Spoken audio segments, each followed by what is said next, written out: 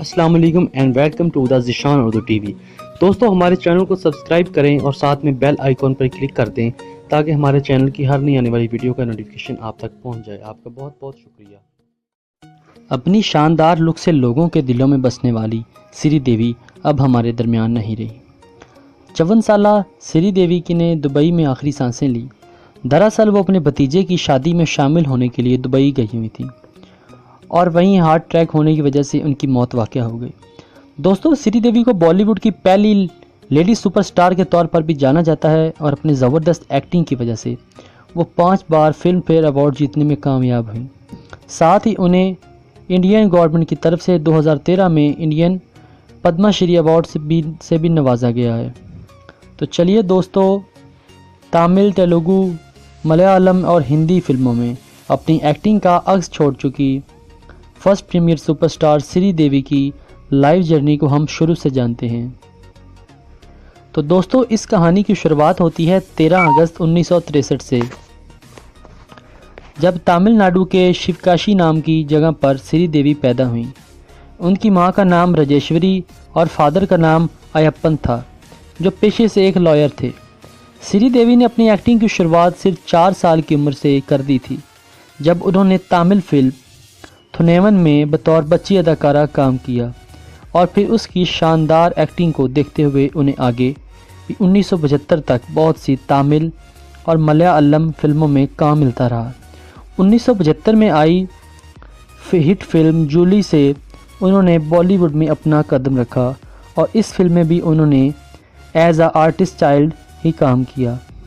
लेकिन अगले साल ही मंडू मिर्चू नाम के तमिल फिल्म के ज़रिए लीड रोल मिलना भी शुरू हो गया। आगे उन्होंने तमिल सुपरस्टार रजनीकांत और कमाल हसन के साथ भी फिल्में की। तमिल इंडस्ट्री में अपना अक्स छोड़ चुकी श्रीदेवी को अपना पहला अवार्ड 1981 में मंडन कोकिला के लिए मिला। इसी के दरमियान उन्होंने एक एक्ट्रेस के तौर पर बॉलीवुड में अपना डेब्यूट 16वां सावन नाम की फ़िल्म से किया, जो कि 1979 में आई थी। लेकिन उन्हें असली पहचान 1983 में आई फिल्म हिम्मत वाला से मिली। इस मूवी में उन्होंने उस वक्त के सुपरस्टार जितेंद्रा के साथ काम किया। ये फिल्म 1983 की biggest blockbuster of the year रही थी और इस फिल्म का नैनो में सपना गाना बहुत मशहूर हुआ था। और फिर अगले ही साल 1984 में तोहफा नामी फिल्म रिलीज़ होने के बाद उन्होंने लोगों के दिलों में अपनी अलग जगह बना ली।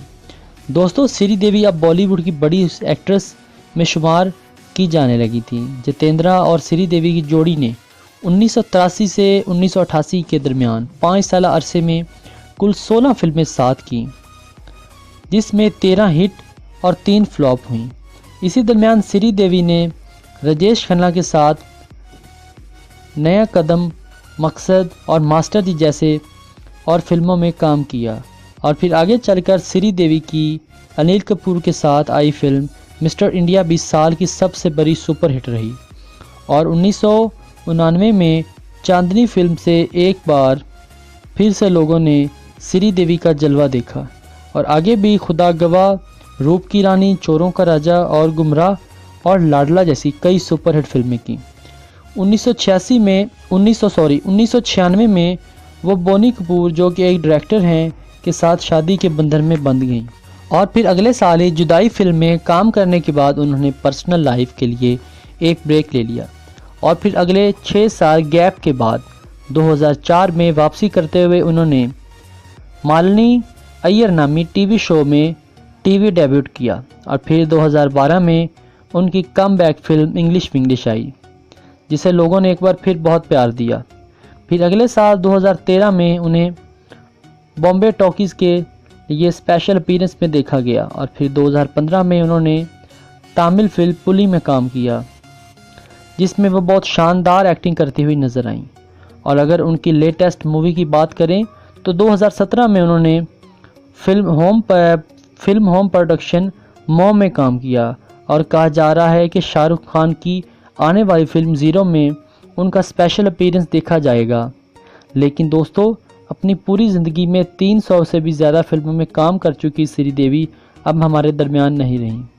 दोस्तों, ना कि बॉलीवुड बल्कि भारत के सारे सिनेमा की दुनिया को हमेशा श्रीदेवी की कमी महसूस होगी।